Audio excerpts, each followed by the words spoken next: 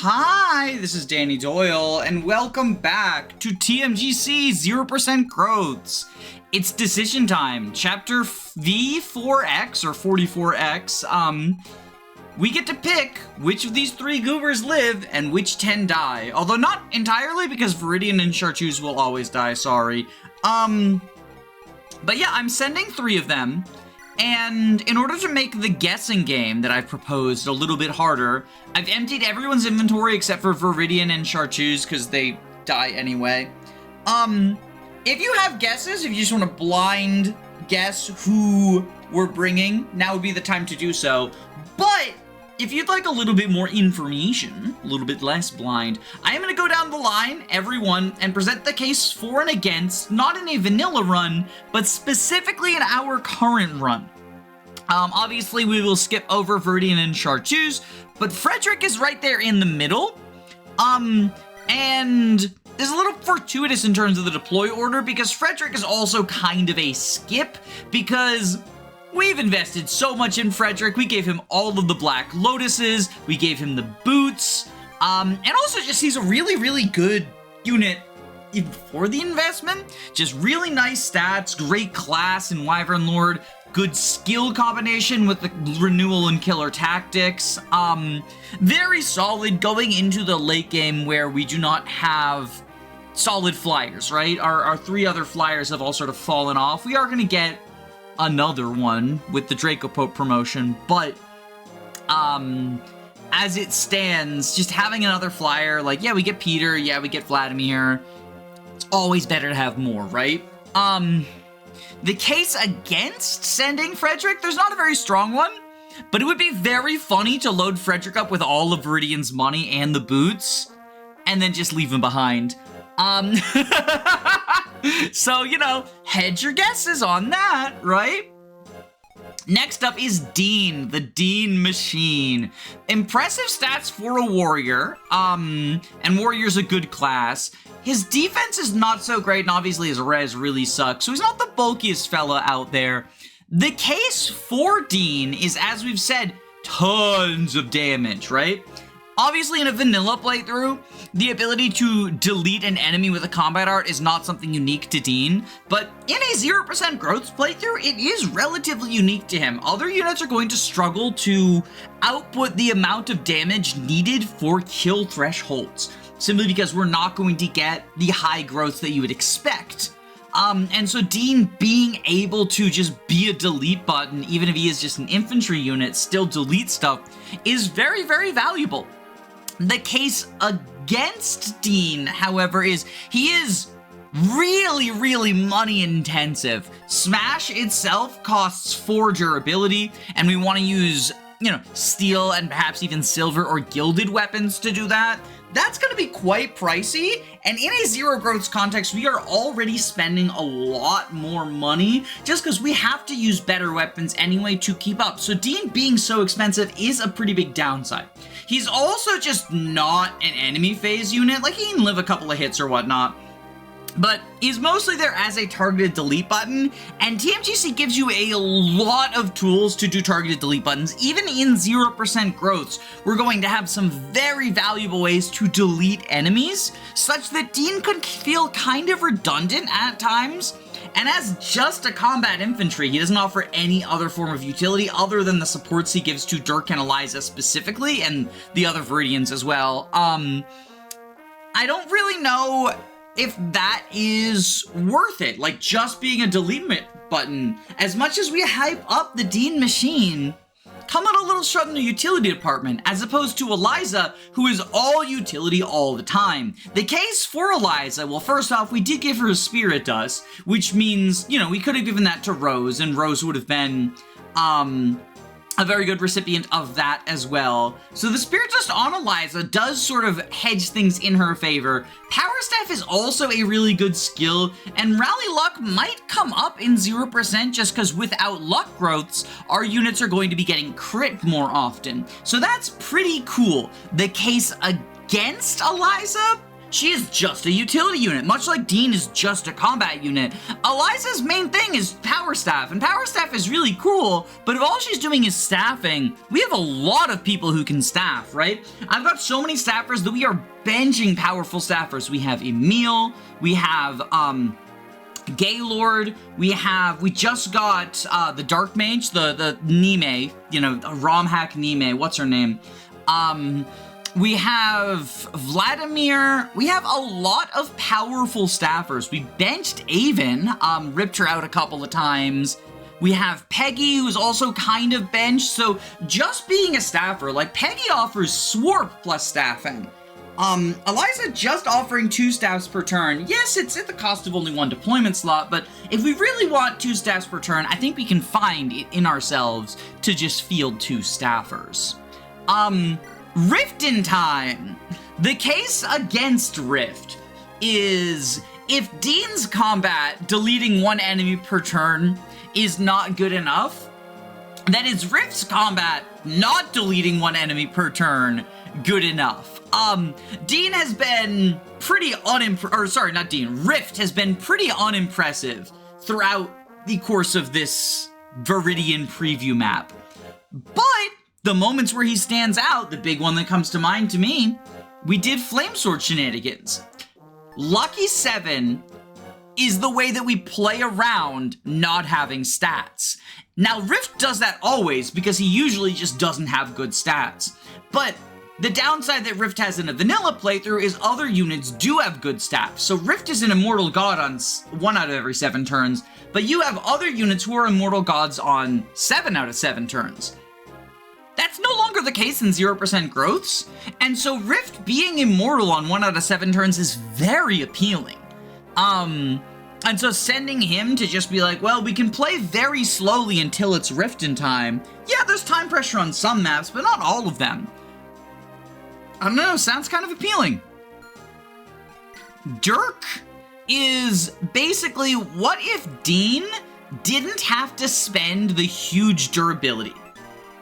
The combination of Protective, Alacrity, and Flow State means that Dirk can very effectively be a player phase delete button in a similar manner to Dean, but only for 1 or 2 durability. Because Alacrity is basically a Brave Combat art if you have enough AS for it. And while his base speed is kind of bad, the combination of Flow State and Protective, alongside maybe some Speed Wings we shovel into him, can allow him to do some mighty fine work as a delete button. The crit bonus as well means that sometimes even if you don't get Alacrity, he can just bada boom. And again, funds are very limited in 0% growths because we're spending so much money on other stuff. Dirk could just be a better version of Dean. Of course, the case against that is that's only if he manages to actually kill stuff. Crit bonus is chance-based. Alacrity is a pretty high threshold for someone like Dirk to meet. So, if I really just want a player phase delete button, there is the argument that spending more to get a better one in the terms of Dean might just be better. And with Flow State, Dirk is going to be even less effective on enemy phase than Dean would be. I mean, against mages, he's better, but still. Not the most appealing. Speaking of mages, though, Rose with 26 base magic is the highest base magic anima user in the game. There are quite a few powerful anima tools. The big one I can think of is Earth Power Bolting, but we do not really have a good anima user. The next best things we have are Horatio, who's quite, I mean, he is good, but he's not going to be hitting as hard as Rose is. And then Emil, who is more of a utility unit than anything. His magic is not high enough to do the nuke moments that Rose is doing. And, like, he's getting killed anyway, so Rose being frailer than him isn't a huge deal. It is a little bit unfortunate, but it isn't a huge deal. Of course, the downside is, do we really need an anima user, right? Can we just make do with Horatio and Emil? Sure, they're a little bit worse at it, but their units were probably fielding anyway. Horatio has really good combat, and Emil is one of the best staffers. Something like Earth Power Bolting or Force Spike or those sorts of things are not tools we're going to be using every turn. They're pretty situational. So, why not just put them on someone who's a little bit less effective and can use them, and then has something to do on the turns where we're not Earth Power Bolting, right? And so Rose kind of comes up in this situation where, like, sure, she can nuke stuff on the turns where she's not doing cool anima skills. But D-rank stabs is, like, just not impressive at this stage of the game. Just not really doing much for me. And her gimmick is, like, capping out her magic, which she's not going to reach. Her bases are still very good, though, so she can, like, kind of mock her gimmick. Speed, not great, though. Not double and stuff. Which, again, you know, Earth Power Bolting, you don't need that. Just killer tactics, bro. But, I don't know. It's a little bit questionable. It is a little bit questionable. The case for Estelle is the super high movement. If I've decided, okay, this map is too tough, I can't actually fight my way through fairly, what if I just make use of Estelle's super high movement? We have push move, we have lunge, we have ranger, we have canto, we have great bow, like we got awesome stuff like that. Of course, the case against this, her stats suck, and I promoted her before getting push move, so you know we're not sending her. No reason to really dwell on that. If I cared about her movement, I would have gotten her to level 15. The case for Callum is Provoke is one of the most broken skills ever, and what am I spending my XP on anyway? It's not like other units can gain stats, so I might as well funnel stuff into Callum. His stats are alright. It's also worth noting that while most other units we've talked about, aside from Frederick and Estelle, are infantry, Callum and cavalry is a pretty big deal on the first couple of maps the Viridians exist. They join on an escape map. The next map is a seize map with scary get out reinforcements where you want to move quickly. And the map after that is technically a defend map, but there's a bunch of anti-turtle incentives in the form of silenced mages who will kill everyone if they get unsilenced. So you want to spread out and kill them. It's more close to kill bosses than it is actually defend. And Callum, being a high move unit with decent combat stats, is actually going to be quite useful on those maps.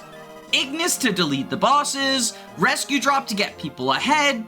Maybe if you have enough experience, you can use Provoke to sort of keep them away from our frailer units who are not growing their defenses. Of course, the case against Callum is these stats are not all that impressive.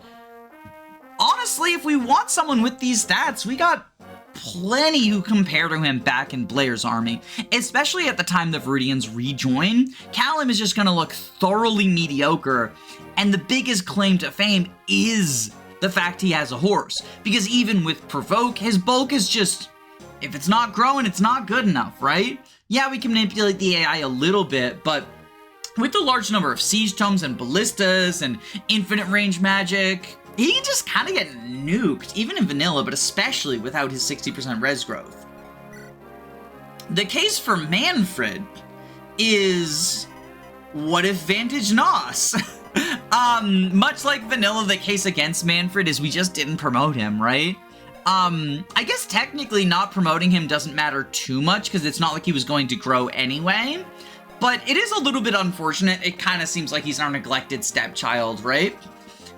Still, there's fun stuff you can do with Manfred, and I think that he could potentially contribute were we to send him. Vintage Nos is a very powerful combination, and he is the only one who can do it. The case for Wilhelm is, as I mentioned, at a certain point, we can kind of just sell stuff, get the super crit online. His stats are pretty impressive on their own, reminds me a little bit of Mikey, but with the actual crit bonus, unlike other Palpadiers, right? Right now we sold everything the Viridians have, and just gave him 77 crit, of course, what weapon? But still, pretty cool that he could deal a fuck ton of damage. That again helps us get around our stat deficiencies. Common Wilhelm W. Of course, the downside is the same downside I talked about with the Dean machine. We need to spend a lot of money in zero growths just to keep up with having good enough weapons. Is Wilhelm's gimmick really gonna be online if we're not saving money for him? Like, yeah, press turn eventually. But I don't know, if you're not killing stuff, what's the point of pressing turn? And last but not least is Argent. The case for and against Argent are both incredibly obvious, and they're the same as they are in vanilla. The case for Argent is her stats are phenomenal. In fact, these stats are a lot more impressive right now than they would be if we had growths, because I would kill for a unit with 28. In fact, I would probably kill 10 people to get a unit with 28 strength. And 25 defense, 23 res is also not too shabby. Yeah, sure, by the time she joins, it's going to be a little bit rough in terms of actually using your protection tanking, but, you know, she can manage to take a hit or two. We're sending Frederick as well, so the combination of Olden Eye plus killer tactics is very potent and can help us get around the stat deficiencies by making our attacks brave. Sure, maybe if we don't send Rose, then we're gonna struggle to bolting with one of the other anima users, but if we make bolting brave and 100% accurate, well, that's pretty darn good. Of course, the case against Argent is kind of the logical opposite of the case for Callum. The first 3 maps after the Viridians rejoin are very movement intensive. Do we want to lug a 5-move unit around even with stats this good? Sure, she has A rank in all these weapons and can delete units left and right, stand up to quite a bit of punishment, but is it enough? I don't know. I don't know. I mean, I do know. I do know. I do know, because we are gonna make our choice. Bow now now now. Bow bow bow now now now.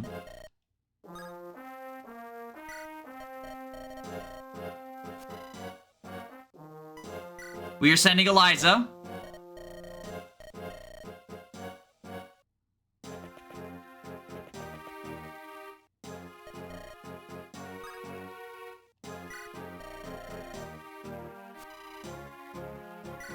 We are not sending Argent. Fucking gotcha.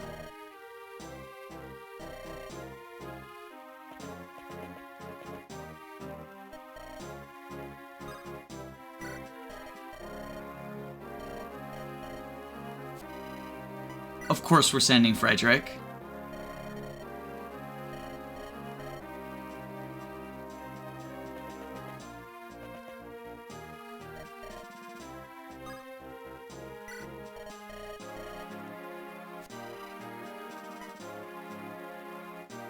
We are not sending Rose. We're sending the Dean Machine.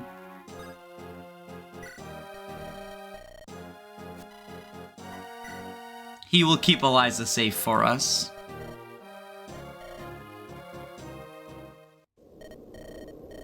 Well, let me know in the comments, did you guess right? And make sure that when you edit your comment to be the correct answers, you add a note that says, oh, I'm sorry, I'm just adding edited to correct a spelling error. Or, oh, edited, I got it right, exclamation point. Or, edited, I'm part of the Danny Doyle's Shadow Rider gang. We're here to raid, bye. Subscribe. I should probably show what items were on people. Frederick is bringing the Brave Lance, the Press Turn Lance, the Body Ring, the Leg Ring, and the Master Bow that he cannot use, but I would like in the army. Dean Machine is bringing Gilded Axe, Brave Axe, and a couple of bows he can't use, as well as the Real Last Shield. And Eliza is bringing Rescue, Warp, Rewarp, Arbitrate, and the Master Sword, like a fucking Zelda archetype. Okay, we're actually leaving now. Bye-bye.